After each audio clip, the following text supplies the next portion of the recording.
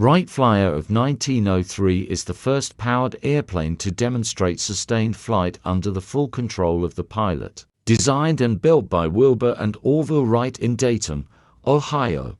It was assembled in the autumn of 1903 at a camp at the base of the Kill Devil Hills, near Kitty Hawk, a village on the Outer Banks of North Carolina.